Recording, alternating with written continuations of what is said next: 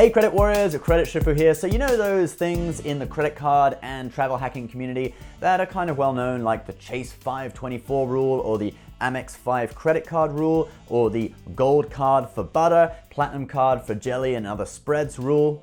Okay, I made that one up, but one of these rules has had a shake-up recently, and that would be the Amex 5 credit card rule. Now, there is actually another rule that has been added in, and we'll talk about that later in the video, so do stay to the end. But first of all, let's talk about this Amex 5 card rule that is being reduced. So, Doctor of Credit reported back on May 15th rumors about this 5 card rule being reduced. Let's read out what they said. Over the last 24 hours, there have been a number of data points of consumers applying for an American Express card and being denied. Upon reconsideration, they were told that American Express now has a limit of 4 lending products per customer. Previously, American Express allowed consumers to have 5 or more credit cards. Now that was back on May 15th, but now Amex have officially confirmed this through their Ask Amex Twitter account. So someone asked a question about this and they say, yes, we do have limits on lending consumer and lending business cards. The limit is 4 total of consumer or business lending cards.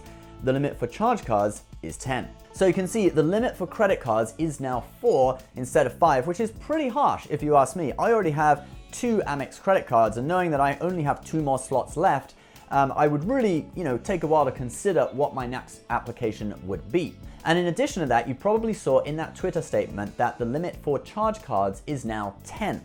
The thing with charge cards, it's really weird. Amex doesn't want to call them charge cards anymore. Like on their website, they're not called charge cards, but as soon as you look at terms and conditions, they're called charge cards again. Anyway, this 10 charge card rule was first reported on by a guy on Reddit who said this. Just spoke to the executive recon team at Amex after being denied for another business green card, as well as being denied multiple recon attempts.